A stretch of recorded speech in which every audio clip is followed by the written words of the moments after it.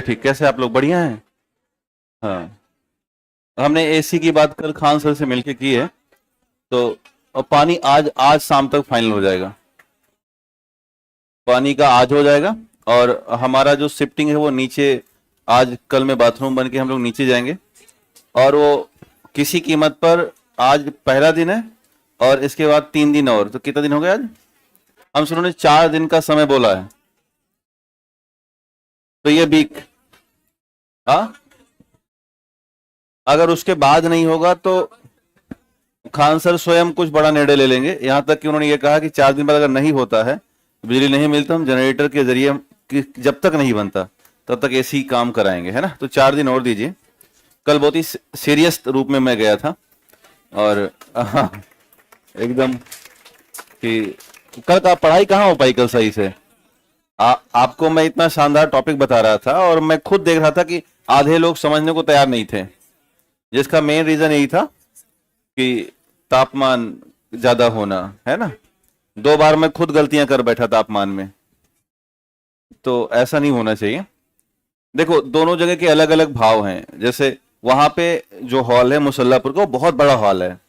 वहां पर कुछ एसी चलते भी हैं, जैसे 10 एसी हैं वहां पर, वो चलते हैं। और बड़ा हॉल होने के नाते सफोकेशन बहुत जीरो है, चारों तरफ से खुला हुआ है। ये चूंकि पूरा प्योर शहर है, कुछ खुला ही नहीं, सब बंद है, तो इसलिए थोड़ा सफोकेशन है इसमें। तो थोड़ा क्या, ठीक ठाक है, उमस है। तो एसी बहुत आवश्यक है। 4 दिन और दीजिए, मतलब आज कुछ ले करके। तो आज एक दिन बीत गया, 3 दिन और है।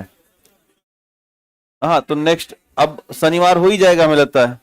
हाँ, तब तक ये काम किया गया कि क्लास को रिड्यूस कर दिया गया है, पता ही नहीं आपको।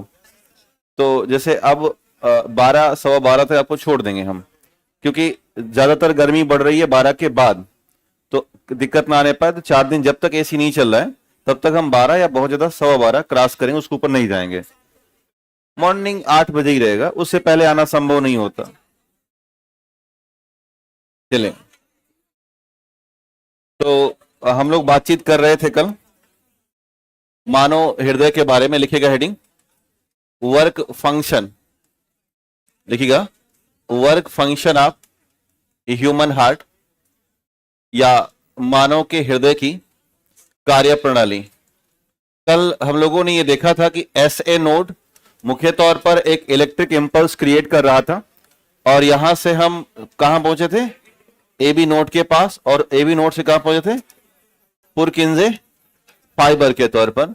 और इसी पुरकिंजे फाइबर में जब हम इलेक्ट्रिक पोटेंशियल प्राप्त कर रहे थे, तो यहीं से एक व्यवस्था सिस्टोलिक और डायस्टोलिक की व्यवस्था हो रही थी, याद है। और इसी पर बेस्ड होकर हमारा ब्लड प्रेशर मेजर हो रहा था। हमने यहां पर बात की थी कि नॉर्मली एक होता है हाई ब्लड प्रेशर, और एक होता है नॉर्मल ब्लड प्रेशर, और एक होता है लोअर ब्लड प्रेशर के तौर पर। और हमने कुछ मशीनों के बारे में देखा था, खास करके स्फिग्मोमैनोमीटर के बारे में और स्टेथोस्कोप के बारे में। तो आज हम इसके लास्ट चैप्टर की तरफ बढ़ रहे हैं, यानी कि आज ये खत्म हो जाएगा, बहुत लंबा चला। इसके बाद के चैप्टर बहुत छोटे छोटे हैं। एक और बड़ा मिलेगा अभी आपको, डाइजेस्टिव सिस्टम, पाचन तंत्र, जिस पर भी हमें थोड़ा समय लगाना पड़ेगा। बाकी हम बहुत ही संतुलित तरीके से, और जो टॉपिक है उनको ज्यादा समय नहीं लेते। वो मोटा मोटा, कहां जा रहे हो भैया, क्यों रूठ के जा रहे हो हमसे तुम, ऐसे क्या हो गया, है ना।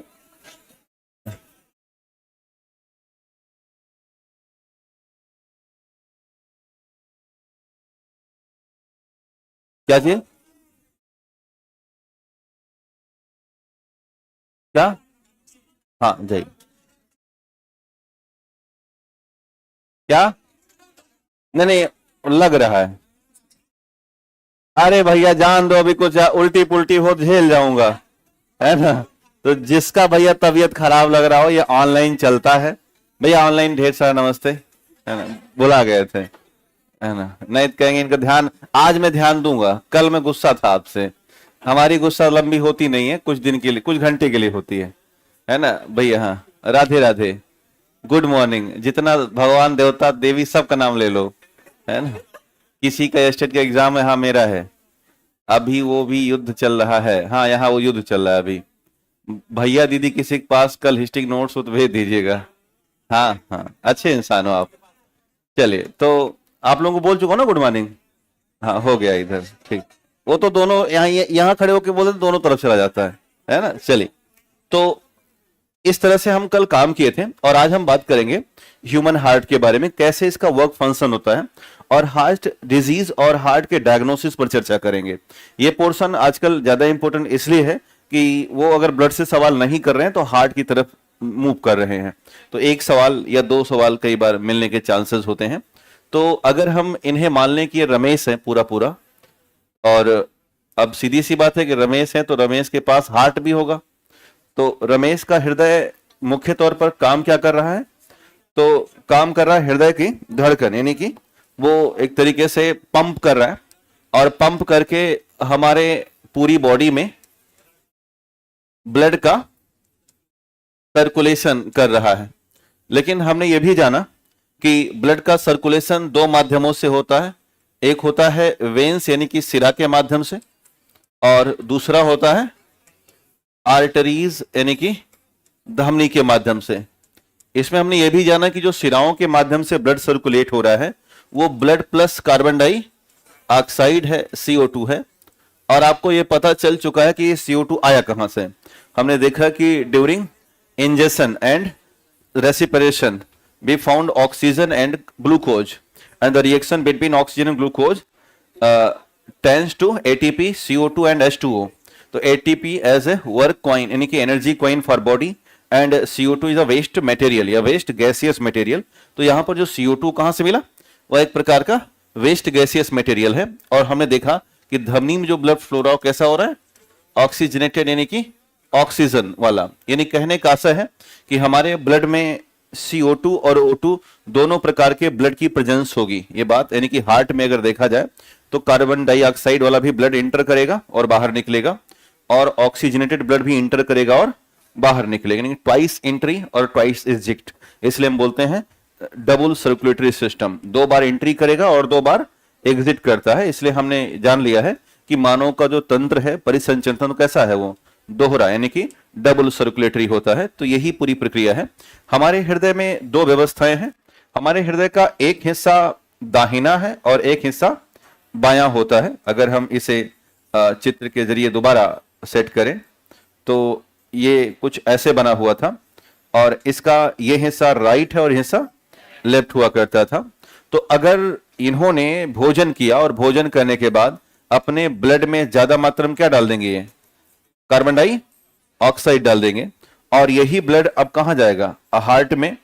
और इस हार्ट के द्वारा ब्लड बन जाएगा O2 प्लस ब्लड। कैसा बन जाएगा? O2 प्लस ब्लड बन जाएगा। तो यही एक साइकिल चलता रहता है कि हार्ट पंप करता है जो ब्लड बॉडी के लिए, वो O2 प्लस ब्लड होता है, और जो बॉडी हार्ट को ब्लड देती है वो कैसा होती है? CO2 प्लस ब्लड होता है। यही प्रक्रिया परस्पर चल रही है और हर मिनट यह व्यवस्था हो रही है ना, जिसी को हम सर्कुलेटरी के तौर पर जानते हैं। सर, ज्यादा दिनों में 2 से 3 मंथ तक लो बीपी होने के कारण क्या है?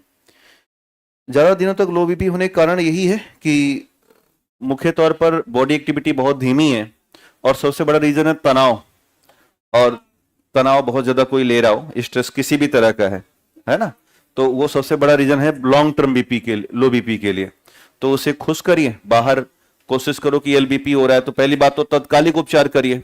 और तात्कालिक उपचार का मतलब है कि हम थोड़ा साल्टी फूड खाएं, यानी कि जैसे गोलगप्पे खा लें, या वो आता है 50-50 क्रैक जैक और बिस्किट नमकीन वाले, उसको अपने पास रखें, उन्हें खा लें। हाँ, मोनाको आता है ना, हाँ, बहुत शानदार बिस्किट माना जाता है ब्लड प्रेशर ठीक ठाक करने के लिए।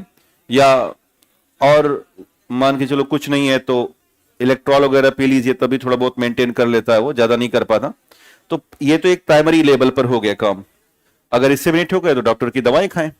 और अगर हमें दीर्घकालिक ठीक करना है तो फिर हमें थोड़ा सा अपना एनवायरनमेंट चेंज करना होगा, कमरे से बाहर निकलना होगा। कई बार 10 बाई 10 कमरे रह करके हम नेगेटिव थॉट से बहुत ज्यादा घिर जाते हैं, बहुत ज्यादा हो जाते हैं, है ना। अब हमारी एनर्जी है, हमारी एनर्जी रिलीज हो रही है, तो हम दो तरह की एनर्जी बनाते हैं। अगर अच्छे हैं, खुश हैं, तो पॉजिटिव बात, यार कहे मुस्कुरा रहे यार, अच्छी तरीके नहीं है ना। हम पढ़ा रहे हैं, सुन लिया करो, जब मैं कहूं हंसो तो हंस लिया करो, नॉट रॉन्ग, ये बहुत रॉन्ग वे है ना। चलिए, तो जब हम पॉजिटिव एनर्जी में हैं तो पॉजिटिव निकल रहा है, जब नेगेटिव में है तो नेगेटिव एनर्जी निकलती है, दोनों का कोलैप्स हो जाता है। और ऐसी स्थिति में बहुत देर तक अकेलापन किसी भी चीज व्यक्ति के लिए अच्छा नहीं है, खास करके युवाओं के लिए तो बिल्कुल नहीं, वो डिप्रेशन में जा रहे हैं, है ना। हालांकि आप डिप्रेशन में नहीं जा सकते हो, कारण कि डिप्रेशन में इसलिए नहीं जाओगे कि है ना कि हाँ, आप दूसरे को डिप्रेशन में डाल दोगे, है ना। ऐसा मैं मान के चल, भैया नाराज तो नहीं पड़ गए हो? हाँ, काय हंस रहे थे? अच्छा, ये बोल रहे थे कुछ, ऐसे हंसाते रहते हो सबको। और अपना देखो, किताब खोल के पढ़ रहा है, आपको हंसा रहा है ना। चलिए, मैं हंसाऊं तो हंसना है ना, ध्यान रखना है ये चीज। जब मैं कहूं कि आइए अब हंसा जाए, है ना, तो हम पूरा विंडो देते हैं आपको, कंप्लीट लॉफिंग विंडो हमको प्रोवाइड कराते हैं। मान के चलो 1-2 मिनट तो मिल ही जाता है ना, फिर बीच में मिलता रहता है। तो आपका मुंह हम थोड़ी बंद करते हैं, हम ऐसे भी चाहते हैं बहुत देर तक मुंह अगर बंद रहता है तो बहुत गंधाता है ना, बदबू सी आती है, इसलिए हंसते रहा करो। आप बस खाली 1 घंटा मुंह बंद करो, कुछ मत खाओ, और उसके बाद किसी के सामने ऐसे कर दो, भाई बेहोश से गिर जाएगा। बैक्टीरिया है अंदर में बहुत सारे, टॉयलेट की सीट से भी गंदा हमारा मुंह है अंदर से, है ना। पीछे से दांत देख लो, असलियत पता चल जाएगी सारी। आगे से देखो कि कोई पता चलेगा। किसी की असलियत पता करनी क्या करना है, मुंह खुलाओ और पीछे से दांत देख लो, इतना गंदा है वो कि उसकी कोई परिकल्पना ही नहीं है। तो ये कहानी है इंसान की। वो बात अलग है, हम अलग अलग भावनाओं में बहे जा रहे हैं, बट क्या ही कर सकते हैं। चलिए, तो इसलिए कोशिश करिए कि थोड़ा बाहर निकलिए। आप लोगों को यही सलाह मेरी है कि जैसे बाहर निकल के किताब उताब की दुकान तो होगी अगल बगल ना, कुछ देर जाके खड़े खड़े ऐसे देखा करो, वहीं से पढ़ के निकल लिया करो, या अनायास। हाँ, ये दिमाग लगाए, जैसे जो कि आप मैगजीन ना खरीद पाओ, उसको वहीं खड़े खड़े 10 पन्ना एक दिन में पढ़ो, 3 दिन जाओ 30 पन्ने हो जाएंगे ना। भगाएगा नहीं ना, संभव ही नहीं है, पॉसिबिलिटी ही नहीं है ना। वो समझदार है जो किताब की दुकान और खासकर प्रतियोगिता वाली दुकान खोले ना, कई जगहों पे होगी, वो बहुत समझदार लोग होते हैं, क्योंकि वो आप जैसे ही तैयारी कर चुके होते हैं। मैक्सिमम जो दुकान खोलते हैं प्रतियोगिता वाली, वो सब वेल मेंटेन्ड होते हैं, कारण कि वो पहले आपकी तरफ पढ़ चुके हैं, वो आपकी हालात और जज्बात दोनों जानते हैं कि क्या स्थिति में आप गुजर रहे हो, तो वो कभी भगाएगा नहीं। तो ऐसे ही थोड़ा घूमते रहा करो, यूं ही आगे एक चक्कर मार दिया करो, इससे नेगेटिव एनर्जी नहीं आती। खैर, आइए मुद्दे की तरफ। तो हम ये देखेंगे कि हमारा जो ब्लड का फ्लो है पूरे हार्ट में, वो कैसे चलता है, और हार्ट के साथ जो हमारा लंग्स है वो कैसे दोनों मिल करके ब्लड को प्योर करते हैं। गैसियस लेवल पर ब्लड हमारा कई जगहों पर प्योर होता है, कहीं पर इम्प्योरिटी प्योर होती है जिसे हम किडनी मानते हैं, और जो हमारा लंग्स है ये ब्लड को प्योर करता है गैसियस लेवल पर, यानी कि ये आदान प्रदान करता है, मुख्य तौर पर O2 और CO2 का एक्सचेंजमेंट करेगा, तो इसे हम गैसों का मार्केट भी कहते हैं। तो अगर हम एक हार्ट को दोबारा आपके सामने दिखाएं, आपको तो नहीं बनाना, लेकिन आप ऐसे समझ लीजिएगा देखने के लिए कि इसमें जो रक्त की कार्यप्रणाली है या इसका वर्क फंक्शन है वो कैसे होता है। तो ध्यान देना, अगर हम इसे बॉडी मान लें, शरीर मान लें, तो इस शरीर से जो ब्लड बाहर निकलेगा वो CO2 प्लस ब्लड होगा। और आपको ये पढ़ाया जा चुका है कि CO2 प्लस ब्लड हमेशा फ्लो अगर होगा तो उसके लिए वेन्स कौन सी होंगी? वेन्स होंगी, यानी कि सिराएं कैसी होती हैं? सिराएं होती हैं। तो सिराओं के माध्यम से जब CO2 प्लस ब्लड हार्ट में इंटर करता है तो वो प्रवेश करता है महासिरा या बेन काबा के माध्यम से। ये क्या थी? महासिरा या बेन काबा थी। तो जो वेन काबा है ये एग्जैक्टली प्रवेश द्वार होती हैं, यानी गेटवे है किसी भी ब्लड का। तो और ये वाला हिस्सा है राइट वाला हिस्सा, ये वाला हिस्सा है लेफ्ट वाला हिस्सा। तो हमने पहली बात जानी कि अगर हम राइट पार्ट की तरफ इनका डायरेक्शन देखेंगे हार्ट में, तो जो ब्लड इंटर कर रहा है वो कैसा ब्लड होगा? तो जवाब हो जाएगा CO2 ब्लड एंटर करेगा किसके माध्यम से? तो थ्रू वेन्स के माध्यम से ये आगे बढ़ेगा, और इसकी जो एंट्री होगी कहां से होगी? तो जवाब हो जाएगा महासिरा से एंट्री होगी, यानी कि वेन काबा से एंट्री होगी। और महासिरा एक तरीके से प्रवेश द्वार होगा। जैसे ही ब्लड महासिरा से इंटर करेगा वो पहुंच जाएगा मुख्य तौर पर एक ऐसे हिस्से में जहां पर एस नोड और ए बी नोड है, और ये कैसा हिस्सा है, राइट है कि लेफ्ट है, और राइट एट्रियम या दाहिना अलिंद है। तो इसके बाद जो ब्लड आगे बढ़ेगा वो बढ़ेगा दाहिने अलिंद के पास, और दाहिना अलिंद पूरी तरह से ब्लड से भर जाएगा या भीग जाता है, इसे हम राइट एट्रियम के तौर पर जानते हैं। इसके बाद ब्लड और आगे बढ़ेगा और ये पहुंचेगा त्रिवलनी कपाट के पास। दिख रहा है त्रिवलनी कपाट, चित्र में दिख रहा होगा ना, हाँ, ट्राइकैप्सिड वाल्व के पास, और ये है त्रिवलनी कपाट। कल एक भाई साहब ने इसको सही करवाया था, उनको धन्यवाद है फिर से। तो त्रिवलनी कपाट से थोड़ा और आगे बढ़ेंगे तो ये कौन सा हिस्सा है, राइट वेंट्रिकल है। क्या है, दाहिना निलय। क्या कहलाएगा, दाहिना निलय या राइट वेंट्रिकल कहलाएगा, राइट वेंट्रिकल या आरबी के नाम से जानेंगे। अब राइट वेंट्रिकल में जैसे ब्लड पहुंचेगा, यहां पर एक प्रक्रिया होती है जिसे हम कहते हैं सिस्टोल। क्या बोलेंगे, सिस्टोल प्रक्रिया। और सिस्टोल मतलब होता है संकुचन। क्या होगा, संकुचन। तो जब ये संकुचित होगा तो ब्लड कहां जाएगा, ऊपर जाएगा। तो जब संकुचित होगा तो ब्लड ऊपर चढ़ेगा, यानी कि अप जाएगा, और ऊपर जाकर के ये कहां पहुंच जाएगा। तो ये क्या नाम है, पल्मोनरी धमनी। क्या नाम है, पल्मोनरी धमनी। तो ये निकल जाएगा कहां पर, पल्मोनरी आर्टरी के माध्यम से, और ये अब हो जाएगा आउट। क्या हो गया, बाहर चला गया। अब आप देखिए कि एक ही बार में बॉडी से कार्बन डाइऑक्साइड वाला ब्लड निकला और इंटर किया कहां पर, महाशिरा में, और महाशिरा से दाहिने अलिंद में। अंग्रेजी वाले समझ पा रहे हैं ना, हाँ, सबको आपको नाम पता है, राइट एट्रियम। और यहां से कहां पहुंचा, त्रिवलनी कपाट, और त्रिवलनी कपाट से कहां गया, दाहिने निलय में। और तत्काल क्या हो गया, सिस्टोल प्रोसेस हुआ, और ये दबा, और जब दबा तो ब्लड अप हुआ, ऊपर चढ़ा, और कहां से निकल गया, पल्मोनरी धमनी से बाहर निकल गया। यानी इसकी एक जो यात्रा है वो पूरी हुई, लेकिन अभी भी हार्ट का लेफ्ट पार्ट अनटच है, इसे हमने टच नहीं किया। सारा कहां पर काम हो रहा है, राइट पार्ट में। अब ध्यान देना, जब ये निकलता है तो ये कनेक्ट हो जाता है लंग्स से। किससे कनेक्ट हो जाएगा, लंग्स से कनेक्ट हो जाएगा, इस बात को समझना। अब ये पूरा का पूरा जो CO2 प्लस ब्लड है, अब वो पल्मोनरी आर्टरी से निकल करके राइट से लेफ्ट में नहीं जाएगा, अब वो सीधे कहां जाएगा, लंग्स के पास जाएगा। तो आइए हम भी चलते हैं लंग्स के पास। यहां तक समझ में आया थोड़ा बहुत। अब अगर हम इसके बाद लंग्स के पास चलेंगे तो ध्यान देना, ये हमारा एक जोड़ी लंग्स है हमारी बॉडी में, है ना, राइट और लेफ्ट के तौर पर, जो कि राइट वाला थोड़ा सीधा होता है, लेफ्ट वाला हल्का बीच से झुका होता है। और यहीं पर हमारा हार्ट फिक्स कर दिया जाता है ना। आमतौर पे हार्ट ऐसे ही दिखाई जाता है मार्केट में, मार्केट वाला हार्ट ऐसे ही होता है ना, पान की पत्ती जैसा। गांवों में ऐसे बना देते हैं। हाँ, वो तीर तो ज्यादा कर देते हैं, तीर क्या मारना, तीर मारने से क्या होगा। हाँ, लिख देते हैं और जाके रमेश संगीता ऐसे लब वब कर देते हैं। हाँ, ऐसे ही काट करके पेड़ों काट देते हैं बीच में। जैसे पेड़ काट देते हैं, फोन से बात करते करते खुरच देते हैं, पूरी धरती फाड़ देते हैं ऐसे ही। फोन वाला देखा होगा ना। हाँ, हमारे गांव में एक बच्ची है, तो हम जब पहुंचे गांव में तो सब पूरा हल्ला हुआ है। क्या हो गया, कह रहे ये बहुत बात करती है फोन से। हमने कहा तो कह ये जो चौराहे पे तुम देख रहे हो गड्ढे सब उसी के बनाए गए हैं। तो हमने कहा नहीं ठीक है, उसकी मनोदशा अच्छी है कि कम से कम गड्ढा बना ले रही है, तुम तो वो भी ना कर पा रहे हो, है ना। हाँ, सो सामाजिक कार्य कर रहा है। गड्ढा जैसे बहुत चिकना रहेगा तो गिर जाएगा, कोई गड्ढा रहेगा थोड़ा थोड़ा उसमें घर्षण पैदा होगा, फ्रिक्शन रहेगा तो फ्रिक्शन से लोग गिरेगा नहीं। अच्छा काम है वो, है। सोचिए, सोचने के तरीके हजार हैं।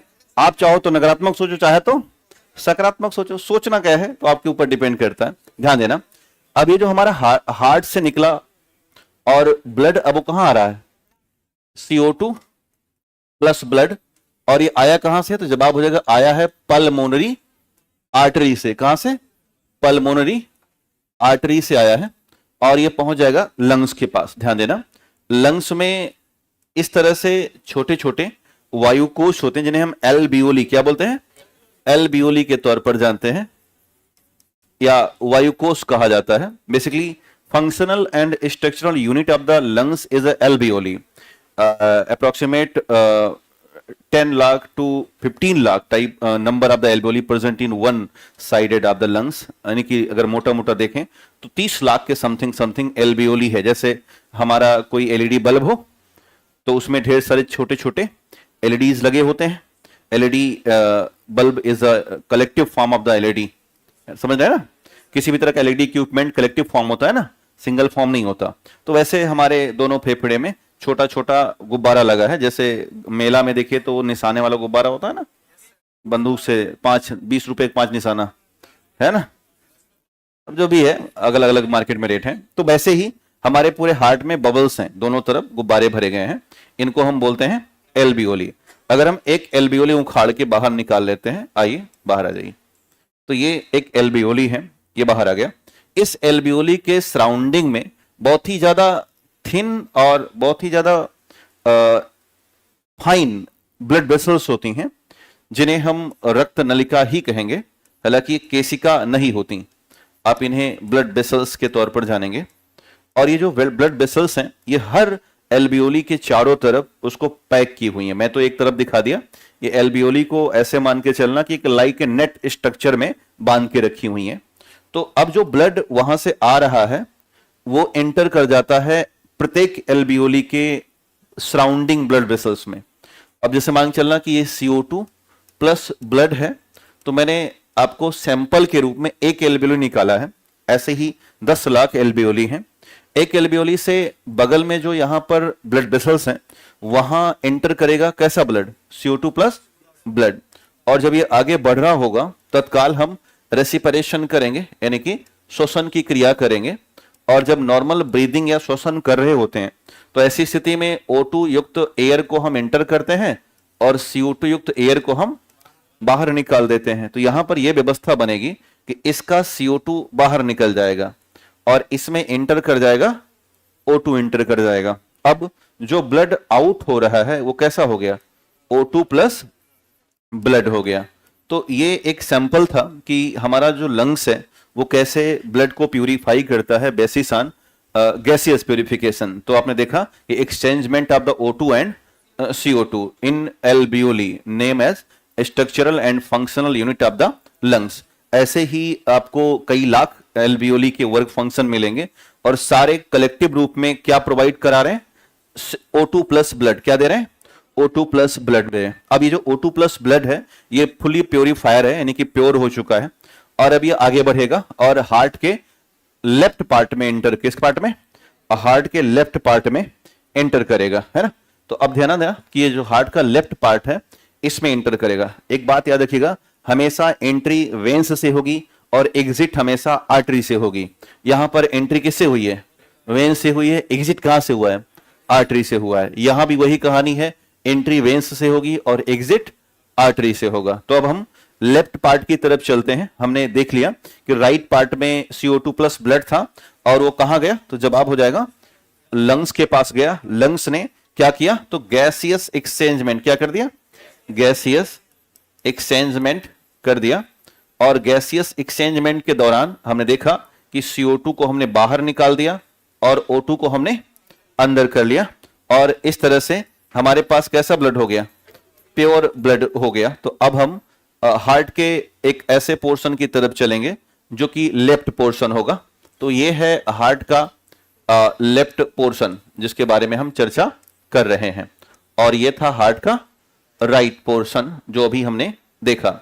यहां पर हमें क्या मिला था, वेन काबा। तो ध्यान देना, जब O2 प्लस ब्लड आगे बढ़ेगा हार्ट से तो वो अगेन लंग से, तो अगेन एंटर कहां करेगा, हार्ट के लेफ्ट साइड में। कौन सी साइड है ये, लेफ्ट साइड है। और इसका एंट्री है, इसका नाम है पल्मोनरी वेन। क्या नाम है, पल्मोनरी वेन या पल्मोनरी सिरा के नाम से जानते हैं। अब ये पल्मोनरी सिरा से और आगे बढ़ेगा तो ये कौन सा हिस्सा है, ये लेफ्ट एट्रिया है, यानी कि बायां अलिंद। क्या कहलाएगा, बायां अलिंद। तो अब हमारा ब्लड पहुंच गया बायां अलिंद में। कैसा ब्लड है, ऑक्सीजनेटेड। क्या है, ऑक्सीजनेटेड है। और बायां अलिंद से फिर और आगे बढ़ेगा तो यहां पर एक आपको वाल्व मिलेगा, बाइकस्पिड वाल्व, है ना, या द्विवल्नी कपाट। और द्विवल्नी कपाट से हम और आगे बढ़ेंगे तो बायां निलय क्या मिल जाएगा, बायां निलय मिल जाएगा। जब तक ये निलय पहुंचेगा तब तक वो फूल चुका होगा, यानी कि सिस्टोलिक और डायस्टोलिक क्रमबद्ध होता रहता है। अब बायां निलय फिर से यहां पर एक प्रक्रिया होगी, सिस्टोल। कैसी प्रक्रिया, सिस्टोल प्रक्रिया होगी, और इस सिस्टोल प्रक्रिया से ब्लड कहां जाएगा? ऊपर, और किससे निकल जाएगा? एओर्टा से। किससे? इससे ब्लड अप जाएगा, और अप जाके महाधमनी या एओर्टा से बाहर निकल जाएगा, आउट हो जाएगा, और आउट होके पूरी बॉडी में कहां पहुंच जाएगा? पूरी बॉडी में। अब बताओ कि पूरी बॉडी में जो ब्लड पहुंचा है वो कैसा ब्लड है? तो O2 प्लस ब्लड है, यानी कि प्योर ब्लड है। अब इसे हम क्या करेंगे? भोजन करेंगे, और भोजन करके इसमें फिर से क्या डाल देंगे? CO2 डाल देंगे, गंदा होगा, फिर यही प्रक्रिया होती रहती है। यानी हम जितना ज्यादा भोजन करते हैं और जितना ज्यादा ऊर्जा की रिक्वायरमेंट महसूस करते हैं, उतना ज्यादा अपनी बॉडी में CO2 बनाने की क्षमता बढ़ाते हैं, यानी कि maximum break down of the glucose, maximum production of the carbon dioxide. ये बात ध्यान दीजिएगा। तो ये पूरी कहानी रही है हार्ट की और लंग्स की, जो दोनों मिल करके काम करते हैं। तो पहले हम कहां पहुंचेंगे? Right part of the heart, और हम एंट्री कहां करेंगे? वेन काबा, और वेन काबा से राइट एट्रियम, राइट एट्रियम से tricuspid valve, tricuspid valve to right ventricle and systolic process and through pulmonary artery and enter into our lungs, and all alveoli work as the structural function and exchangement of the gaseous function, यानी कि O2 enter और CO2 exit कर जाएगा, and blood turn into pure blood, means blood plus oxygenated blood. And another route of the heart is left side, enter from pulmonary veins and pulmonary veins to left atrium to bicuspid valve, and bicuspid valve to left ventricle, and systole process done, and blood up and exit from aorta and reach in our body. ये बात याद आई? तो ये एक function होता है, और ये हम हमेशा कर रहे होते हैं, यानी हर मिनट ऐसा कर रहे हैं, और हर मिनट अपने शरीर को बचा रहे हैं। इतना महत्वपूर्ण काम हार्ट और लंग कर रहे हैं, जो खराब हो जाते हैं तो मुश्किलें पैदा हो जाती हैं। अभी हम आप दोनों मिलके यही प्रक्रिया कर रहे हैं। तो क्या आप इसे समझ गए हैं? तो दोबारा एक बार देख लीजिएगा, फिर इस बात को अपनी कॉपी में नोट करते हैं। हाँ, फिर से दिखाते हैं ना, फिर से देख लीजिएगा। हमने ध्यान दिया, ये बॉडी है। क्या आप इसे बनाएंगे? बनाना है? याद तो हो ही गया ऐसे, तो बना लीजिए। हम तो लगा कि याद हो जाएगा, ये तो नॉर्मल सा है। हाँ, जिसको ना याद हो वो बना ले, जिसको याद हो गया ना बनाए। आपको याद हो गया तो बना लो फिर बात के लिए। वो तो मैं जानबूझ के रहा था, बनाना ही है है ना? नहीं बनाओगे तो भूल जाओगे ना। आज आज याद हो गया, कल को भूल जाओगे। हाँ जी, मैं लिखा रहा हूं, मैं एक एक करके लिखा रहा हूं। मैं लिखाऊं क्या? देखो, आप लिखिएगा पहले राइट पार्ट, लिखिएगा हेडिंग हृदय के दाहिने भाग की यात्रा। लिख लीजिए, हम बता रहे हैं सही से, नहीं गड़बड़ कर बैठोगे। लिखिएगा हेडिंग, लिखिएगा हृदय के दाहिने भाग की यात्रा। अरे फोटो लो, वीडियो बनाओ, जो मन करे वो करो। लिखिएगा, ये सब कुछ होता नहीं है, फोटो लेने से कोई पढ़ा नहीं आज तक। हाँ, किताब में काम करो, कॉपी पे। लिखिएगा हृदय के दाहिने भाग की यात्रा, हृदय के दाहिने भाग की यात्रा लिख लीजिएगा। तो लिखिएगा दाहिने भाग में। अब मैं लिखा रहा हूं सही से दोनों भाषा में, तो घबराइए नहीं। जिनको इससे लग रहा है वो लिख लें, और हम अपने हिसाब से चल रहे हैं। देखिए, हृदय के दाहिने भाग में कार्बन डाइऑक्साइड युक्त रक्त, हृदय के दाहिने भाग में CO2 प्लस ब्लड प्रवेश करता है। हृदय के दाहिने भाग में CO2 प्लस ब्लड प्रवेश करता है। अंग्रेजी भाषा में लिखिएगा CO2 plus blood enter in right part of the heart. हृदय के दाहिने भाग में CO2 प्लस ब्लड प्रवेश करता है। हृदय के दाहिने भाग में राइट पार्ट ऑफ द हृदय ऑफ द हार्ट पागल कर दोगे दोनों है ना? चलिए लिखिएगा CO2 प्लस ब्लड दाहिने भाग में प्रवेश करता है। अब इतना लिखिए ना।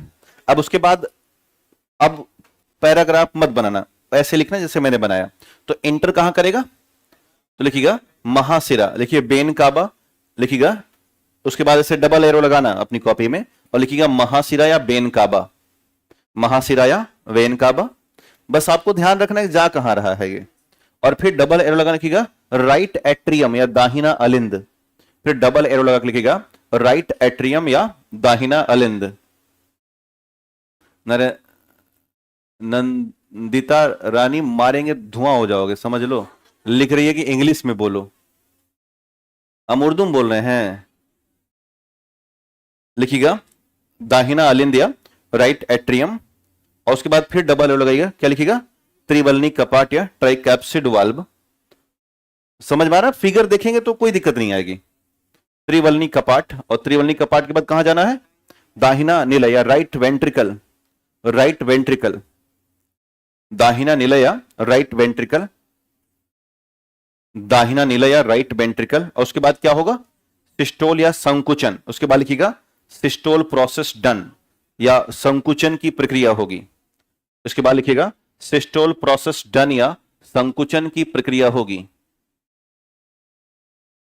सिस्टोल प्रोसेस डन, संकुचन की प्रक्रिया होगी। और ब्लड क्या जाएगा? ऊपर। लिखिए रक्त ऊपर जाएगा, रक्त ऊपर जाएगा।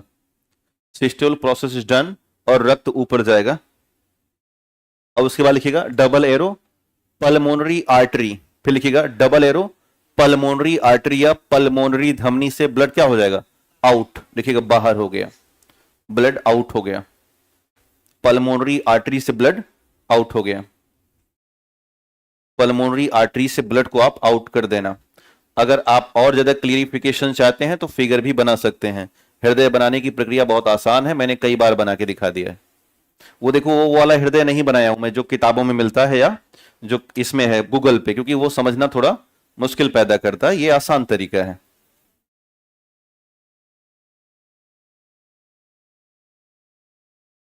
बायोलॉजी पढ़ाने में कलाकारी भी आनी चाहिए, बिना कला के बायोलॉजी संभव नहीं है उतना समझाना आसान तरीके से, कई बार चैलेंजिंग होता है। बन गया? यहां तक सबका हो गया? ये वाला पीपीटी फाइनल हर किसी का हुआ? क्या आप हृदय बना रहे हैं? जो लोग बना रहे हैं बना लो, जो लोग नहीं बना रहे हैं कोई बात नहीं, सबको पता है हृदय बन चुका है एक बार। एक बार तो हम लोगों ने काफी समय दिया ना इस पर। आगे बढ़ा जाए तो अब लिखिएगा, अगला लिखिएगा, लिखिए फेफड़े में, फेफड़े में रक्त का शुद्धिकरण, purification of the blood in lungs. अगली हेडिंग डाल दीजिएगा फेफड़े में रक्त का शुद्धिकरण, purification of the blood in lungs. फेफड़े में रक्त का शुद्धिकरण, अगली हेडिंग डालिएगा फेफड़े में रक्त का शुद्धिकरण। दूसरा प्रोसेस होता है purification of the blood in lungs, purification of blood in lungs. अब ये चित्र जरूर बनाना, लेकिन उसके ठीक नीचे ये वाला फिगर जरूर बनाना, क्योंकि हम लोग जब लंग्स पे आएंगे ना तो वहां आसान कर देगा ये।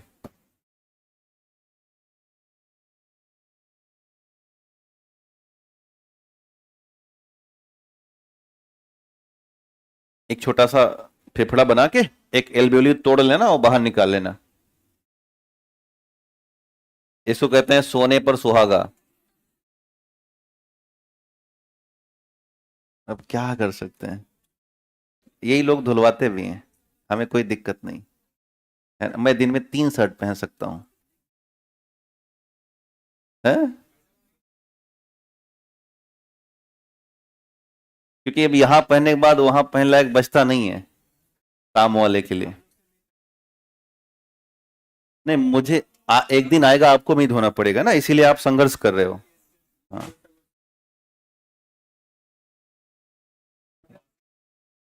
बन गया सबका फिगर? अच्छा, उसमें टीवी नहीं चल रही क्या? नहीं, टीवी तो चल रहा है ना, मोबाइल जला लो। बहाने हजार हैं, काम करने के तरीके 1 लाख हैं।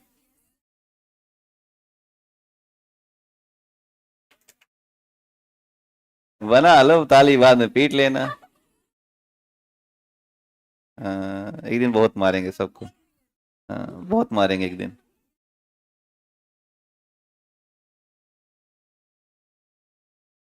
चलिए आ गई। चलिए, क्या बन गया ये? हाँ, अभी तो लाइट वाला उत्सव मना रहे थे, कहां से बनेगा?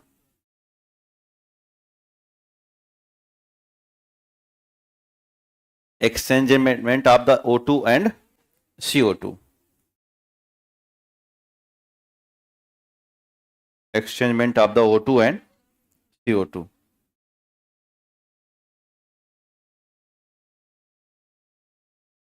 क्या भैया? अच्छा हाँ, अभी बताएंगे।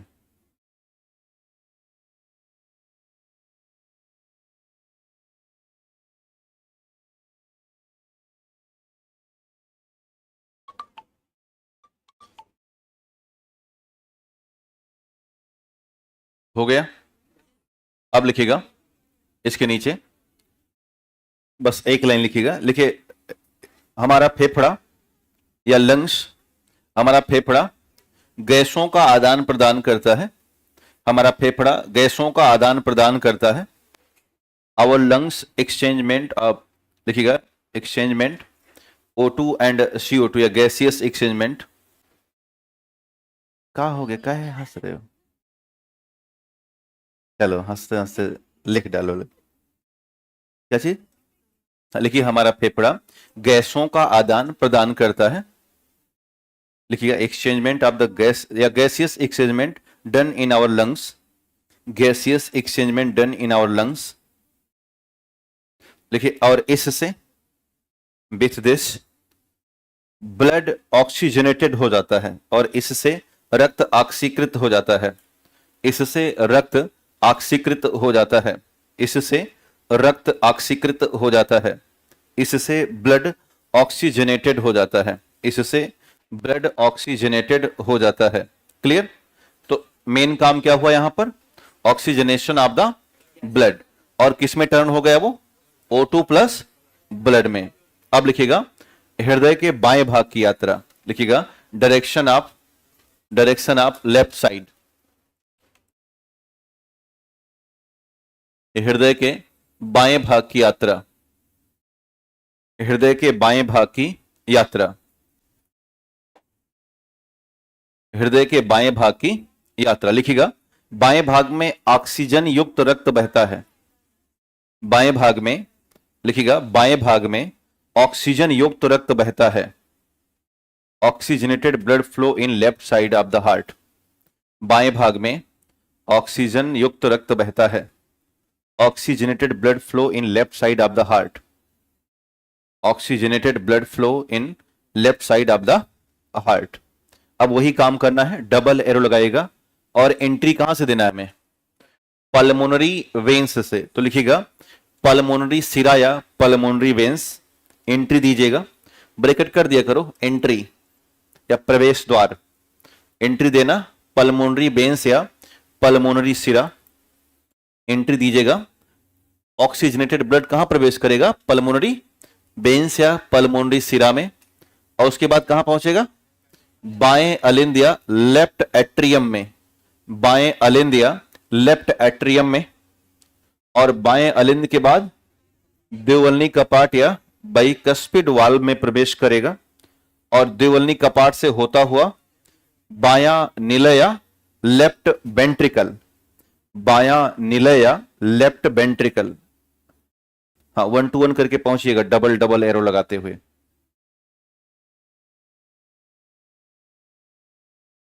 ऐसे डबल एरो लगाते हुए पहुंचिएगा। पल्मोनरी वेन्स, फिर बायां अलिंद, बायां अलिंद के बाद द्विवल्नी कपाट, द्विवल्नी कपाट के बाद बायां निलय। और बायां निलय के बाद कौन सी प्रक्रिया होगी? Systole process done. लिखिएगा संकुचन की प्रक्रिया होती है। सिस्टोल प्रोसेस डन या संकुचन की प्रक्रिया होती है। संकुचन की प्रक्रिया होती है। और रक्त कहां चला जाएगा? महाधमनी से बाहर। लिखिएगा एओर्टा से आउट हो जाएगा। लिखिएगा रक्त महाधमनी से बाहर या एओर्टा से आउट हो जाएगा। और कहां पहुंच जाएगा? सीधे बॉडी में। बॉडी में प्रवेश कर जाएगा। बॉडी में प्रवेश कर जाएगा। लिखिए रक्त एओर्टा या महाधमनी से बाहर हुआ, आउट हो गया, और प्रवेश कहां किया? Enter in body. Oxygenated blood enter in body. Oxygenated blood enter in body. तो एक बार सवाल आया था कि शरीर में ऑक्सीजन युक्त रक्त हृदय के किस भाग से पहुंचता है? लेफ्ट या राइट? लेफ्ट। और राइट में कैसा ब्लड फ्लो करता है? CO2 प्लस ब्लड फ्लो करता है। नीचे एक नोट डाल देना। अब ये सबका बन गया, सबका। अब तो याद हो जाएगा ना, कोई किसी भूलेगा नहीं तो। एक बार और बताएं, क्या बन जाएगा काम? इधर बच्चियों को कोई दिक्कत तो नहीं किसी को? नॉर्मल है ना? ठीक। अब नीचे नोट डाल दीजिएगा। लिखिए देखिए, हृदय में रक्त 2 बार प्रवेश करता है, नोट डालिएगा, लिखिएगा, हृदय में रक्त 2 बार प्रवेश करता है और 2 बार बाहर निकलता है। हृदय में रक्त 2 बार प्रवेश करता है और 2 बार बाहर निकलता है। रक्त 2 बार प्रवेश करता है और 2 बार बाहर निकलता है। अंग्रेजी में लिखिएगा, blood enter in human heart, blood enter in human heart twice and exit twice, blood enter in human heart twice and exit twice, and exit twice, hence it is called double circulatory system, hence it is called double circulatory system। Hindi में लिखिएगा, इसीलिए इसे दोहरा परिसंचरण तंत्र कहते हैं, इसीलिए इसे दोहरा परिसंचरण तंत्र कहते हैं, इसीलिए इसे दोहरा परिसंचरण तंत्र कहते हैं, इसीलिए इसे दोहरा परिसंचरण तंत्र कहते हैं।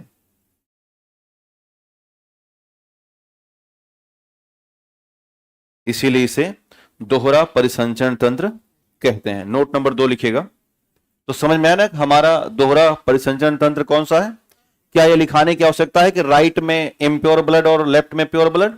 ये तो अंडरस्टूड है ना, ठीक है। अब दूसरा लिखिएगा, देखिए, हृदय में या हृदय के द्वारा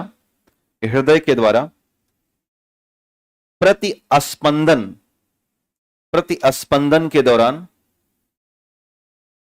हृदय के द्वारा प्रतिस्पंदन के दौरान, हृदय के द्वारा प्रतिस्पंदन के दौरान रक्त की निकाली हुई मात्रा, रक्त की निकाली गई मात्रा, रक्त की निकाली गई मात्रा, रक्त की निकाली गई मात्रा स्ट्रोक वॉल्यूम, रक्त की निकाली गई मात्रा स्ट्रोक वॉल्यूम या एस भी कहलाती है। और कितना था? 70 ml था ना, 60 से 90 का रेंज बनता है इसका। देखिएगा, स्ट्रोक वॉल्यूम या एसबी कहलाता है, ब्रैकेट कर देना 70 ml और विंडो देना 60 से 90 ml की। देखिएगा, वॉल्यूम ऑफ ब्लड, अंग्रेजी लिखिएगा, वॉल्यूम ऑफ ब्लड, हाँ volume of blood pump through per beat, volume of blood pumped through per beat, pumped through per beat known as stroke volume, pumped through per beat, pumped through per beat known as stroke volume, known as stroke volume। और value लिख दीजिएगा कितना? 70 ml और window देना 60 से 90 का। लिखिएगा, मानव, अगला नोट नंबर 3 डालिएगा, मानव के हृदय द्वारा, मानव के हृदय के द्वारा 1 मिनट में, मानव के हृदय के द्वारा 1 मिनट में जितनी मात्रा का रक्त पंप किया जाता है, मानव के हृदय द्वारा 1 मिनट में जितने मात्रा का रक्त पंप किया जाता है, जितनी मात्रा का रक्त पंप किया जाता है, उसे कार्डियक आउटपुट कहा जाता है, उसे कार्डियक आउटपुट कहा जाता है, उसे कार्डियक आउटपुट कहा जाता है, उसे कार्डियक आउटपुट कहा जाता है। और अगर कोई 70 किलोग्राम का पर्सन है तो इसका जो CO है, कार्डियक आउटपुट है, वो है 5 × 5 लीटर और इसकी विंडो है 6 to 8 litre, sorry 4 to 8 litre, window है 4 to 8 लीटर, विंडो लिख लीजिएगा 4 to 8 लीटर। अंग्रेजी भाषा में लिखिएगा, ठीक है, the total amount of blood, अंग्रेजी भाषा लिखिए, the total amount of blood pumped out by the heart in 1 minute, the total amount of blood, the total amount of blood pumped through by the heart in 1 minute, the total amount of blood pumped through by the heart in 1 minute is called cardiac output, is called cardiac output या CO, is called cardiac output या CO। और नीचे ये आंकड़े डाल देना कि cardiac output in 70 kilogram person is 5 × 5 litre पर मिनट, 5 × 5 लीटर पर मिनट। हमारा जो कार्डियक आउटपुट है वो एग्जाम में यही पूछा गया, कितना, 5.5 लीटर। विंडो कितनी होती है, 4 से 8 लीटर। जो एथलीट होते हैं उनका कार्डियक आउटपुट कहां तक जा सकता है, 8 लीटर तक जा सकता है, क्योंकि वो उनका जो हार्ट है तुलनात्मक रूप में बड़ा होता है और ज्यादा वो वर्किंग फंक्शन वाला होता है। हम लोग एथलीट नहीं है, हमारे हार्ट की जो क्षमता है वो उतनी नहीं है ना। वजन बढ़ने से हार्ट की कैपेसिटी कमजोर होती है और वजन कम होने से हार्ट नॉर्मल चलता है। जितना वजन बढ़ाएंगे उतना शरीर का एरिया बढ़ता है, एरिया बढ़ने से हार्ट को ज्यादा वर्क करना पड़ता है, वर्क करने से हार्ट धीमा चलता है। भाई अब वही हाल है कि पतले थे तो 1 मिनट में कितना धड़क रहा था, 72 बार। 72 बार धड़क रहने की फ्रीक्वेंसी 72 बार की है। अब एकदम शरीर फुला के कर दिए हैं एकदम से, हाँ, तो अब ऐसी स्थिति में तो ये 72 बार कैसे धड़केगा। वो टाइम आपने पढ़ा होगा ना, आवर्तकाल और आवृत्ति में उल्टा संबंध होते हैं, opposite, time period and frequency में अपोजिट है। तो अब इनका आवर्तकाल ज्यादा हो जाएगा, अब टाइम पीरियड बढ़ जाएगा, तो ये सोचेगा कि भैया 60 बार घूमते हैं। तो इसलिए अगर हम अपना वजन बढ़ाते चले जाएंगे, बॉडी का एरिया बढ़ाएंगे, तो हमारा जो धड़कन है वो क्या हो जाएगी, स्लो हो जाती है। बच्चों में धड़कन बहुत ज्यादा होती है और जैसे हम मरने के कगार पर होते हैं, ईश्वर हमारी हार्ट बीट को डाउन करता है। वृद्धों में हार्ट बीट सबसे कम होगी, 55-56 मिलनी शुरू हो जाती है। अभी हमारी हार्ट बीट 70, 72, 80 तक है। जब आप यहाँ चढ़ के ऊपर तक आते हो तो आपकी हार्ट बीट 90 तक होती है। हाँ, आज क्लास खुली है कि बंद है, पता चला कि नहीं आज क्लास बंद है, पकड़ खोपड़ी बैठ गया, हमारा हृदय फट जाएगा यहीं पे, है ना।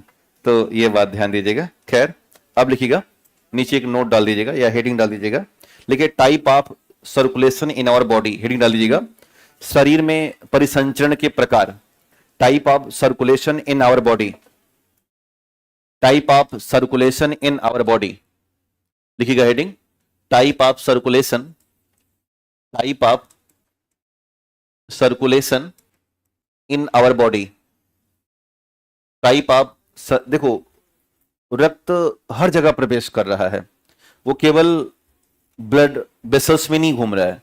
उसका मन करता है तो वो फेफड़े में जा रहा है, देखा भी हम लोगों ने, उसका मन कर रहा है तो किडनी में जा रहा है, उसका मन कर रहा है तो खोपड़ी में जा रहा है। तो जहां जहां जाएगा वहां वहां उसके अलग सर्कुलेशन के नाम से जाना जाएगा। अपने एग्जाम में कई बार सवाल उठे हुए हैं, तो लिखिएगा नंबर 1 पल्मोनरी सर्कुलेशन,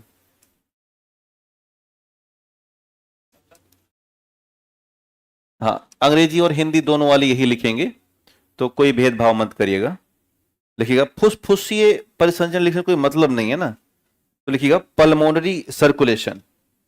हाँ क्या लिखना है, पल्मोनरी मतलब काहे लिख रहे हो फुसफुसीय, पल्मोनरी लिखने में क्या समस्या है, ऐसे लिखा करो, ऐसे पल्मोनरी, ये ध्यान दिया करो, है ना, फुसफुस वाला कोई मतलब नहीं है, तो आप हिंदी में पल्मोनरी कर लिया करिए। तो अब लिखिएगा सर्कुलेशन इन लंग्स, क्या लिखना है, सर्कुलेशन इन लंग्स, बस 1 to 1 करके चलना है। एक एरो बढ़ाना, किसमें सर्कुलेशन होगा, लंग्स में, तो उसको क्या बोलेंगे, पल्मोनरी सर्कुलेशन। लिखिएगा पल्मोनरी सर्कुलेशन, क्या लिखना है, circulation in lungs, circulation in lungs. Number 2 लिखिएगा रेनल सर्कुलेशन, नंबर 2 लिखिएगा रेनल सर्कुलेशन, नंबर 2 डाल दीजिएगा रेनल सर्कुलेशन। रेनल जहां मिलेंगे वो किडनी है, क्या है, तो आगे बढ़ाना सर्कुलेशन इन किडनी, आगे ऐसे बढ़ाते रहिएगा, सर्कुलेशन इन किडनी, ब्रिक में संचरण, रेनल लिखिएगा हिंदी में भी, और लिखिएगा आगे ब्रिक में संचरण। हाँ ब्रिक मतलब किडनी होता है, गुर्दा, हाँ गुर्दा बोलते हैं ना गांव में, गुर्दा किडनी सब खराब है, उनको लगता है गुर्दा अलग है किडनी अलग है, तो सब एक ही है। और इसे हम अंग्रेजी में किडनी कहते हैं, ठीक है ना। इसके बाद अगला लिखिए, हो गया दोनों ये, ठीक। इसके बाद लिखिएगा तीसरा,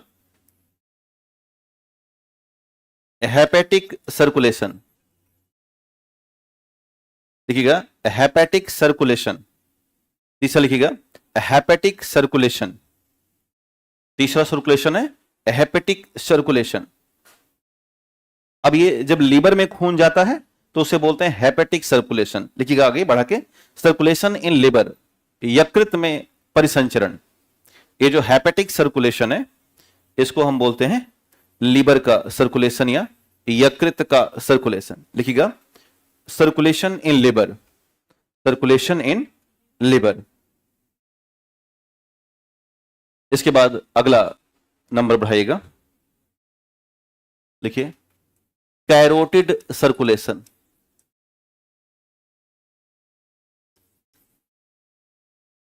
तीसरा या चौथा जो भी नंबर है लिखिएगा कैरोटिड सर्कुलेशन, कैरोटिड सर्कुलेशन। ये जब खून जाएगा दिमाग में तो क्या बोलेंगे, कैरोटिड। लिखिएगा circulation in blood, sorry brain, हाँ सर्कुलेशन इन ब्रेन। लिखिएगा circulation in brain, circulation in brain. इसके बाद एक शब्द है कोरोनरी, नाम सुना है, कोरोनरी सर्कुलेशन। ये कहां होगा, जब ब्लड कहां घूम रहा है, हार्ट के अंदर। अभी देखा गया ना हम लोगों ने, बेन काबा से एंट्री किया और घूमते घूमते पल्मोनरी आर्टरी से बाहर हुआ, फिर पल्मोनरी वेन से एंटर किया और एओर्टा से बाहर हुआ। तो ये जो घूमने की प्रक्रिया वो क्या कहलाता है, कोरोनरी सर्कुलेशन। तो लिखिएगा circulation in human blood, sorry human heart. लिखिएगा सर्कुलेशन इन ह्यूमन हार्ट। देखिए circulation in human heart, circulation in human heart हो गया। इसके बाद एक और लिखिएगा systemic circulation, systemic circulation, system तंत्र, इसे बोलते हैं तांत्रिक परिसंचरण, सिस्टेमिक सर्कुलेशन। हाँ सिस्टेमिक सर्कुलेशन। तो ये बॉडी के अदर ऑर्गन में जब सर्कुलेशन होगा तो क्या कहलाएगा, सिस्टम। लिखिएगा other organ, other organ circulation, other part या अदर ऑर्गन सर्कुलेशन, शरीर के अन्य अंगों या अन्य भागों में परिसंचरण, अदर पार्ट या अदर ऑर्गन सर्कुलेशन। शरीर के अन्य भागों या शरीर के अन्य अंगों में जब सर्कुलेशन होगा तो उसे हम सिस्टेमिक सर्कुलेशन के नाम से जानते हैं। तो ये अब खून मान के चलो कि पैर में जा रहा है तो क्या कहलाएगा, सिस्टेमिक, है ना। हाथ में जा रहा है क्या कहलाएगा, सिस्टेमिक। तो ऐसे अलग अलग इसके हिस्से हैं, अलग अलग कहानियां हैं। ये बात समझ में आ गई। अब हम हार्ट के एक ऐसे मुद्दे की तरफ बढ़ रहे हैं जो कि है इसकी डिजीज और इसकी मुख्य तौर पर डायग्नोसिस की प्रोसेस के बारे में। तो लिखिएगा, देखिए major heart related diagnosis and disease. देखिए हृदय से संबंधित प्रमुख निदान और बीमारियां, हृदय से संबंधित प्रमुख बीमारियां और निदान, हृदय से संबंधित प्रमुख बीमारियां और निदान।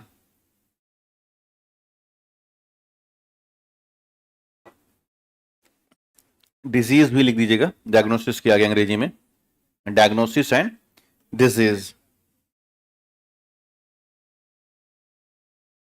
Diagnosis and disease. तो एक एक करके हम सब पर बीमारियों की चर्चा करेंगे और हर डायग्नोसिस पर आपको समझाएंगे। ये एक प्रकार से शब्द लिखा है कोरोनरी एंजियोग्राफी। तो पहले हम बीमारी देख लेते हैं, उसके बाद फिर एंजियोग्राफी वाले कॉन्सेप्ट पर आपको समझाने की कोशिश करते हैं। तो लिखिएगा नंबर 1, कोरोनरी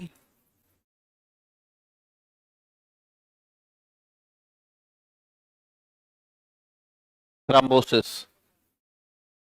एक बीमारी है कोरोनरी थ्रोम्बोसिस। लिखिए पहली डिजीज कोरोनरी थ्रोम्बोसिस, हिंदी में ऐसे लिखिएगा कोरोनरी थ्रोम्बोसिस। ये हृदय की इनिशियल स्टेज की बीमारी है, कोरोनरी थ्रोम्बोसिस। थ्रोम्बोसिस कहीं नाम मिला है? Thrombocyte is a platelet and work function of the platelets is the blood clotting. तो जब किसी भी हार्ट की आर्टरीज में कहीं भी ब्लड क्लॉट हो जाए, क्या हो जाए? ब्लड क्लॉटिंग हो जाए, तो ऐसी स्थिति में बीच में ब्लॉकेज होना शुरू हो जाएगा, और जब ब्लॉकेज होगा तो जो ब्लड का फ्लो है वो क्या हो जाएगा? स्लो हो जाएगा, या वो रुक जाएगा, स्टॉप कर जाएगा। तो यही प्रोसेस कहलाता है कोरोनरी थ्रोम्बोसिस। ये फिगर बनाना कि यहां पर क्या बना? ब्लड क्लॉट हुआ, और ब्लड क्लॉट से क्या बढ़ जाएगा? ब्लॉकेज बढ़ जाएगा, और ऐसी स्थिति में ब्लड फ्लो स्लो डाउन हो जाएगा। क्या हुआ सर? क्लास बंद कर दीजिए। किधर हो रहा है सफोकेशन? उस तरफ बहुत हो रहा है। बस 20 मिनट और है, मतलब 12 बजे छोड़ दूंगा। कितना बज रहा है? 11:27। कहाँ हो रहा है? अच्छा, इसमें ये वाला पीछे चल रहा है। हाँ, तो बस 20 मिनट अगर रह सको तो ठीक है, बहुत दिक्कत है तो चले जाओ, है ना। अब क्या कर सकते हैं, और कोई विकल्प नहीं मेरे पास। हम भी आपके साथ ही खड़े हैं। हाँ, मुझे इतना लाभ है कि मेरे पास इतना स्पेस है, आपके पास बिल्कुल नहीं है, तो पढ़ ही लेते हैं। बहुत स्लो चल रहा है ऑलरेडी ये। बन गया ये? लिखिएगा, लिखिए हृदय की धमनियों में, फिगर बन गया ना? ब्लड फ्लो डाउन है, FLOW, स्लो डाउन। लिखिएगा हृदय की धमनियों में, हृदय की धमनियों में रक्त का थक्का बन जाना, हृदय की धमनियों में रक्त का थक्का बन जाना, हृदय की धमनियों में रक्त का थक्का बन जाना कोरोनरी थ्रोम्बोसिस होता है।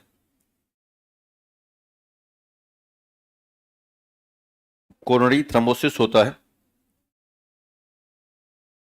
देखिएगा, कोरोनरी थ्रोम्बोसिस होता है।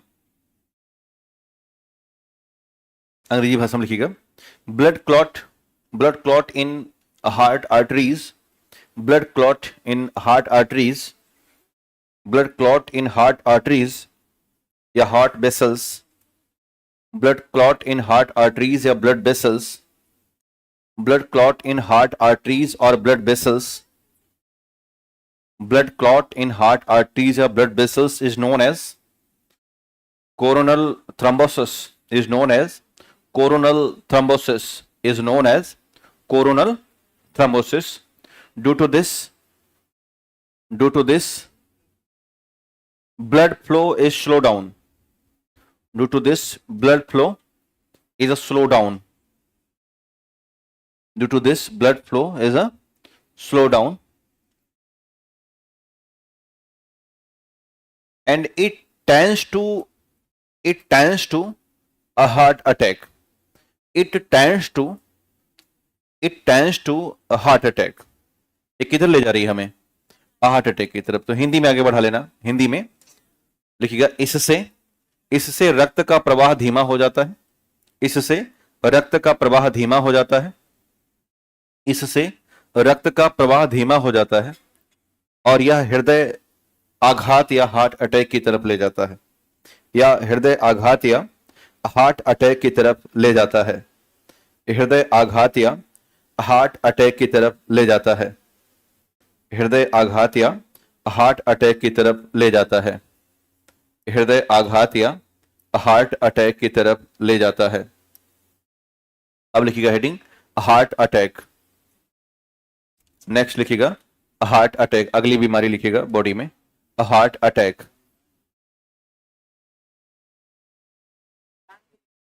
नहीं, निदान हमारे पास नहीं है। अब डॉक्टर थोड़ी बनाने आए यार आपको, हम रीजन बता रहे हैं, ऐसा ऐसा हो जाता है। निदान नहीं पूछेगा वो आपसे।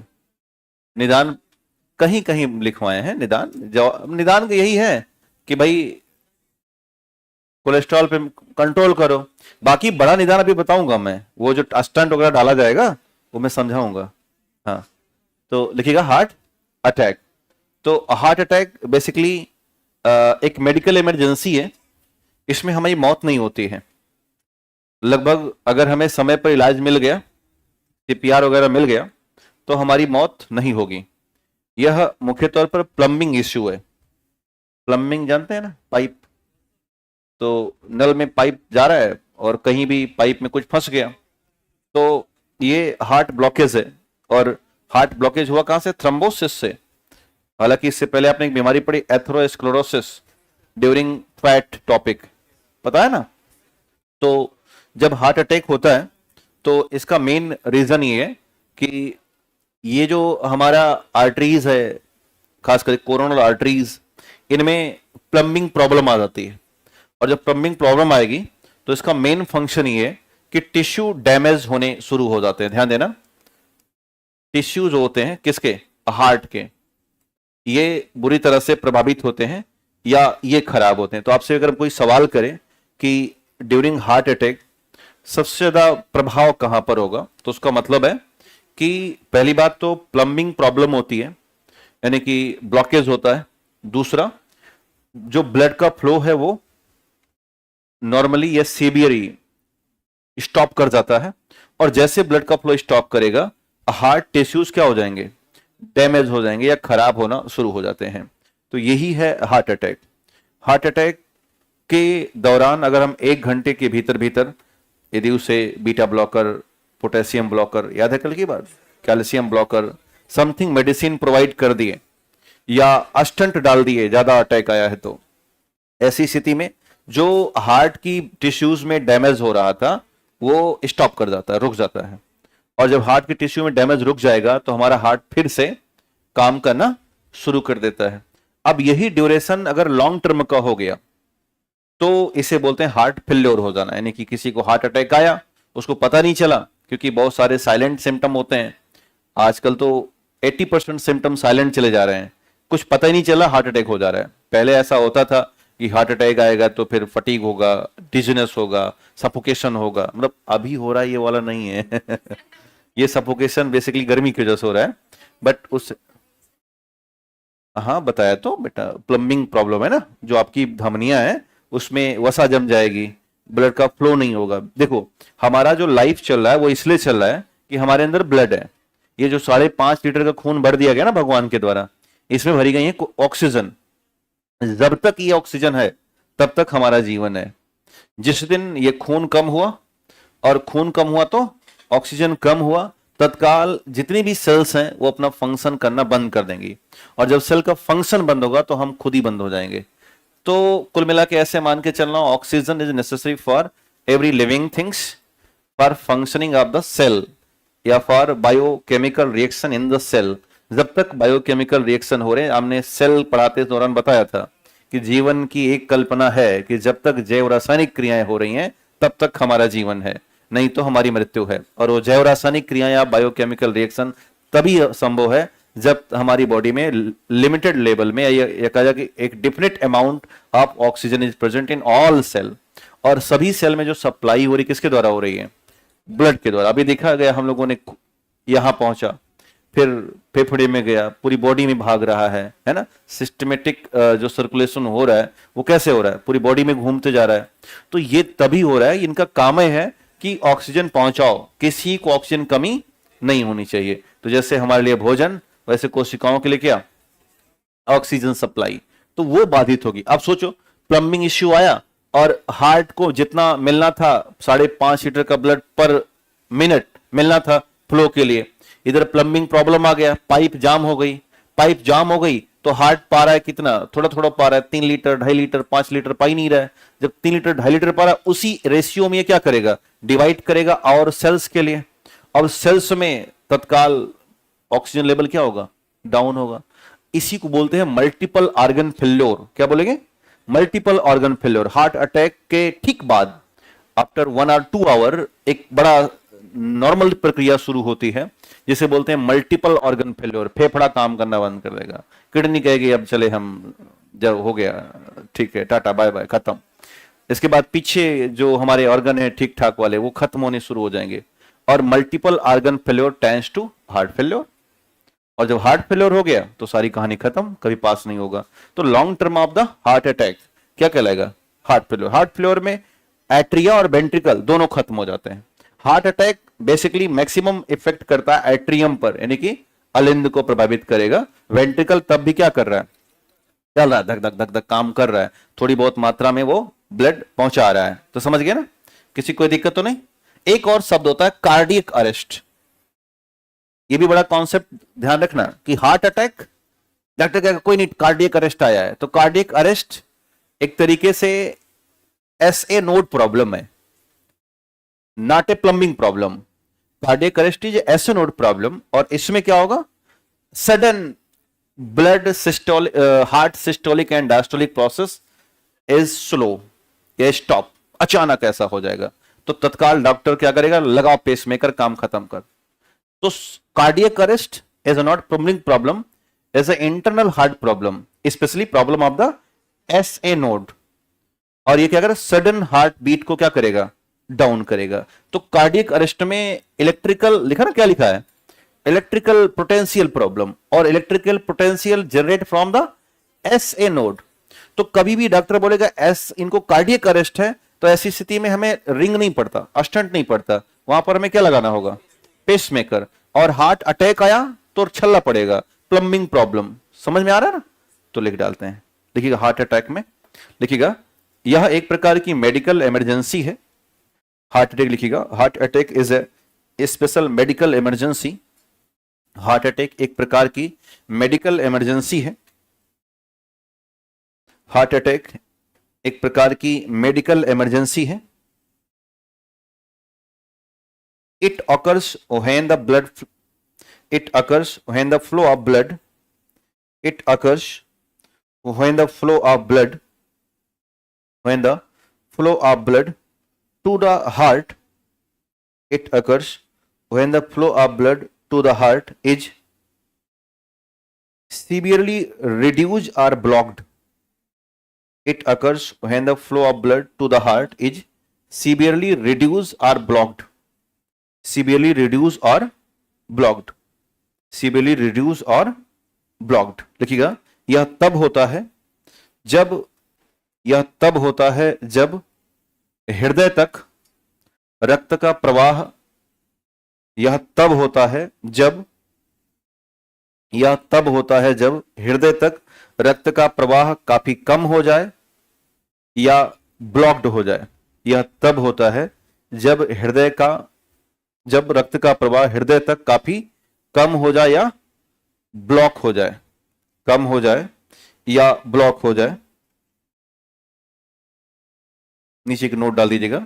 Heart attack also called as the myocardial interaction. Heart attack also called as a myocardial interaction. Heart attack also called as a myocardial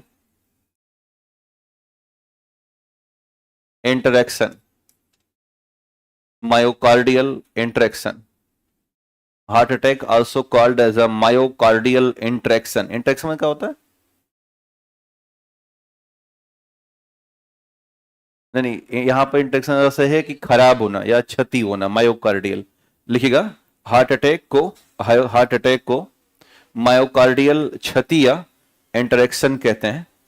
heart attack को मायोकार्डियल क्षति या मायोकार्डियल इंटरेक्शन कहा जाता है, क्योंकि क्योंकि ब्लॉक होने के बाद, ब्लॉक होने के बाद, क्योंकि ब्लॉक होने के बाद हृदय की कोशिका, हृदय के ऊतकों में क्षति उत्पन्न हो जाती है।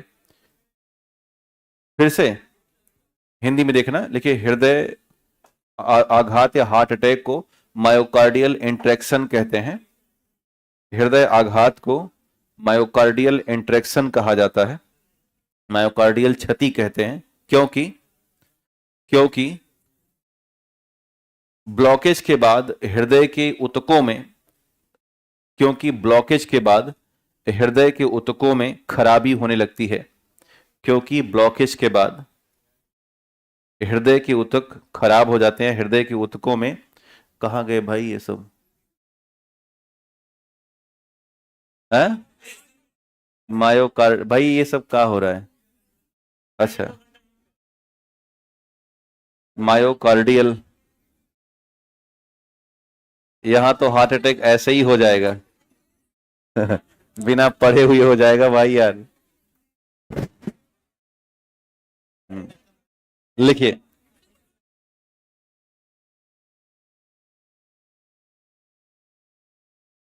हाँ? आज छोड़ दें? छोड़ना मुनासिब नहीं, आ गया। ये तो कंप्लीट कर लेते हैं ना। लिखिएगा। लिखिए क्योंकि, क्योंकि हृदय के ऊतक खराब हो जाते हैं। लिखिएगा क्योंकि हृदय के ऊतक खराब हो जाते हैं। लिखिए ड्यू टू ब्लॉक, अंग्रेजी लिखिएगा, due to block of coronary artery, due to block of coronary. हाँ भाई,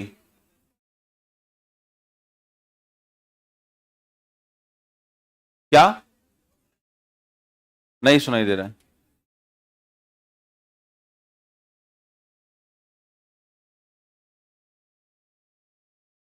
इन्फ्रैक्शन, अच्छा बैठिए। लिखिएगा। हाँ, इन्फ्रैक्शन। हाँ यार, इंट्रैक्शन इन्फेक्शन होता है ना। हाँ सही कर लेना। चलिए, इंट्रैक्शन को इन्फ्रैक्शन कर देना भाई यार। हम्म, लिखिएगा। हाँ, आगे लिखिएगा, उसके आगे क्योंकि, ड्यू लिखिए due to blockage of the, due to blockage of the coronary artery, cell, sorry, heart tissue, heart tissue death.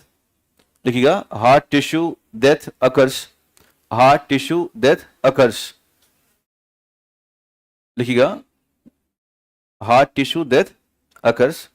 नीचे एक नोट डाल दीजिएगा।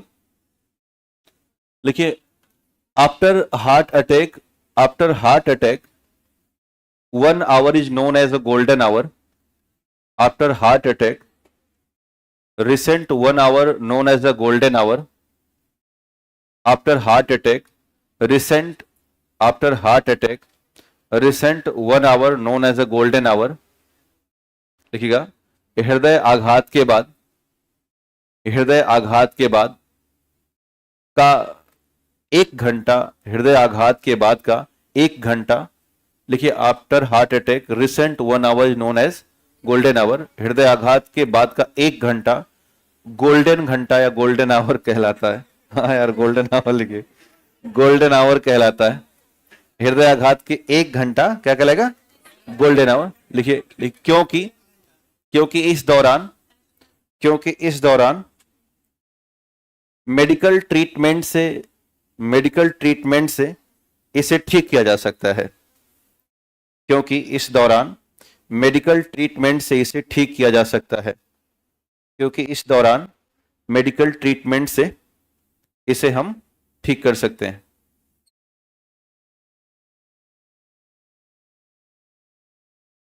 नीचे एक सिम्टम्स डालना, क्या क्या सिम्टम्स आएंगे। सिम्टम्स लिखिएगा। लिखिए 80% साइलेंट सिम्टम्स। लिखिएगा 80%, 80% साइलेंट होता है सिम्टम्स। लिखिएगा सिम्टम्स में 80% साइलेंट सिम्टम्स, 80% साइलेंट सिम्टम्स।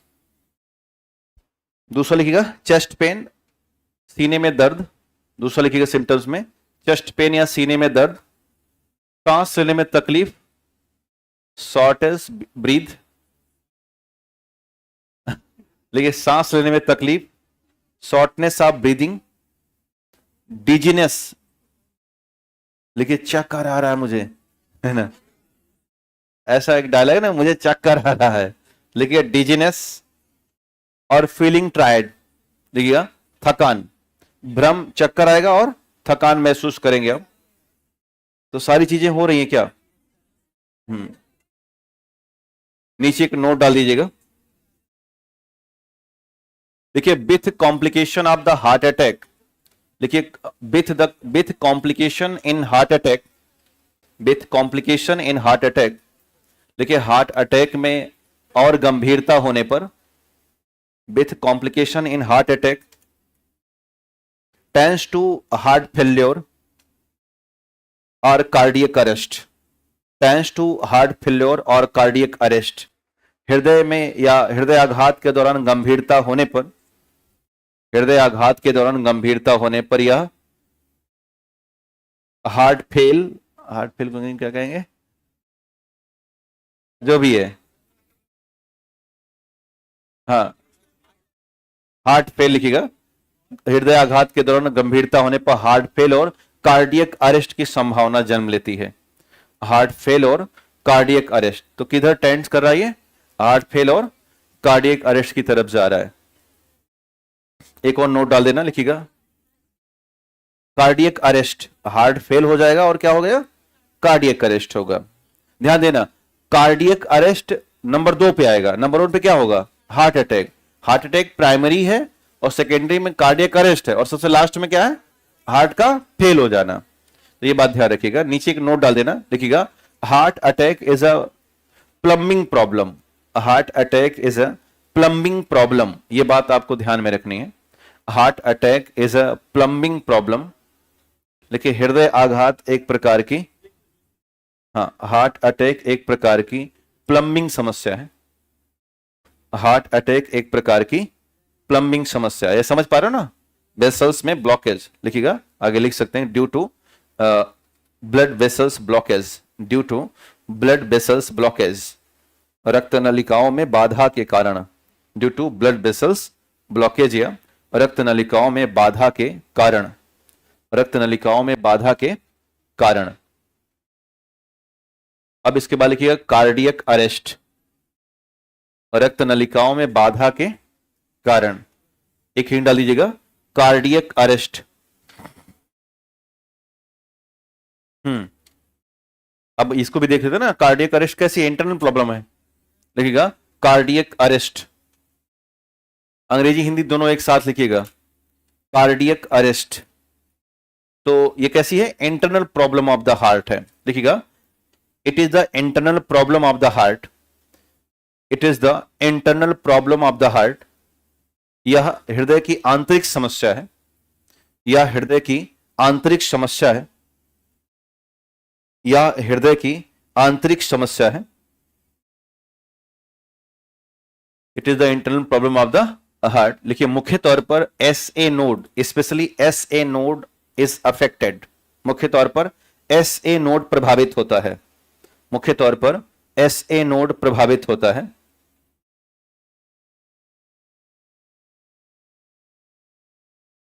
लिखिएगा मेन रीजन, लिखिएगा इरेगुलर हार्ट बीट।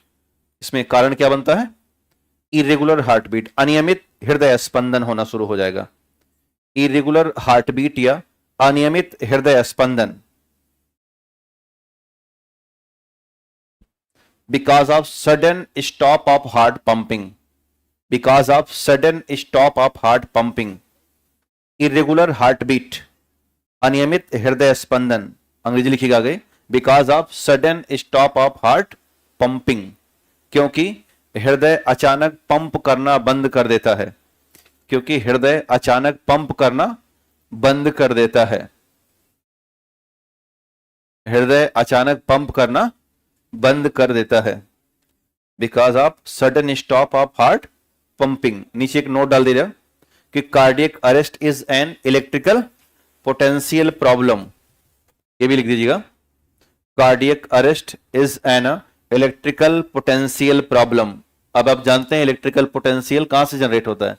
ऐसे नोड से। कार्डियक अरेस्ट एक प्रकार की विद्युत विभव की समस्या है, कार्डियक अरेस्ट एक प्रकार की विद्युत विभव की समस्या है, विद्युत विभव की समस्या है। देखो बहुत मैन्यूट अंतर है सब में, हम समझ नहीं पाते, हम एक ही मान के चलते रहते हैं। तो अरेस्ट बोलेगा तो क्या करना है? हमें इंटरनल मामला समझना है, अटैक बोलेगा तो एक्सटर्नल मामला समझना है। अब लिखिएगा हार्ट फेल्योर, तीसरा लिखिएगा हार्ट का फेल हो जाना, हार्ट का फेल हो जाना या हार्ट फेल्योर, लिखिएगा हार्ट का फेल हो जाना या हार्ट फेल्योर। तो ये वास्तव में due to heart attack, heart attack या long term of the heart attack. जो long term of the heart attack होगा तो जो हार्ट मसल्स हैं वो डैमेज क्या हो जाएगा और बढ़ेगा, over damage of the heart attack, sorry heart muscles is a heart failure. तो लिखिएगा हार्ट अटैक के कारण, due to heart attack, heart attack के कारण, हार्ट अटैक के कारण हृदय की मांसपेशियां ज्यादा खराब हो जाती हैं, हार्ट अटैक के कारण हृदय की मांसपेशियां ज्यादा खराब हो जाती हैं। Over damaging of the heart muscles due to heart attack. Over damaging of the heart muscles due to heart attack. Over damaging of the heart muscles due to heart attack. Heart attack के कारण हृदय की मांसपेशियां ज्यादा खराब हो जाती हैं। आगे बढ़ाना नई लाइन से लिखिए, इसी कारण वह अब ब्लड पंप करने में सक्षम नहीं होती। Due to reason they can not pump blood, due to reason they can not pumped blood regularly. इसी कारण वो अब रक्त का पंप नहीं कर सकती। And the problem is known as heart failure. And the problem is known as heart failure. और यह समस्या क्या कहलाएगी? हार्ट फेल्योर कहलाती है।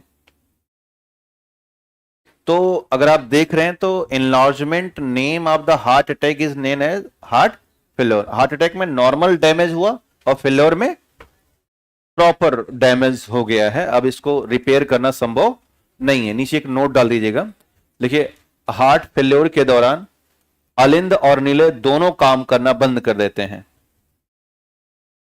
देखिए over function of the atrium and ventricle और स्टॉप ड्यूरिंग हार्ट फेल्योर।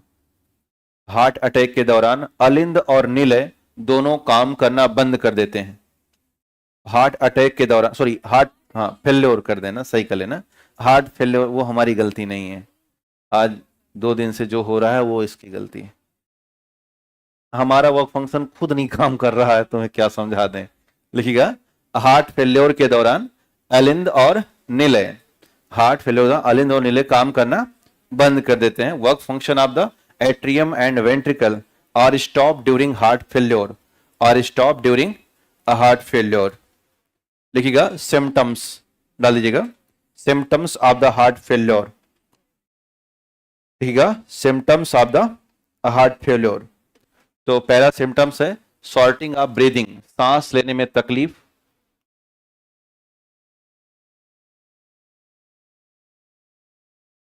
दोनों पैरों में सूजन, बाइलेटरल लेग स्वेलिंग, ये सबसे बड़ा सिम्टम्स है। दोनों पैरों में सूजन, एकदम दबाओगे तो जगह बन जाती है, वहां पर निशान बन जाएगा। लिखिए bilateral leg swelling, bilateral leg swelling, दोनों पैरों में सूजन। लिखिए ज्यादा थकान, एक्सेसिव फटिग, ज्यादा थकान। लिखिएगा स्वेलिंग एब्डोमेन, पेट में सूजन आ जाएगा, ये भी बड़ा लक्षण है। Swelling abdomen area, swelling abdomen area, पेट में सूजन। स्वेलिंग एब्डोमेन एरिया या पेट में सूजन, तो ये इसके मेन लक्षण है। हालांकि इसके अलावा भी बहुत सारे लक्षण होते हैं, लेकिन ये मेन लक्षण है। बाकी तो जो हार्ट अटैक के लक्षण थे वही किसके थे? हार्ट फेल होने के लक्षण माने जाते हैं। इसके बाद एक और बीमारी है ब्लू बेबी सिंड्रोम। हाँ एक नोट लिख देना कि heart failure is not disease, it is a syndrome. एक नोट डाल देना, कई बार मन में होता है कि पता नहीं। लिखिए heart failure is not a disease, it is a syndrome. और घर जाके पता करना difference between disease and syndrome.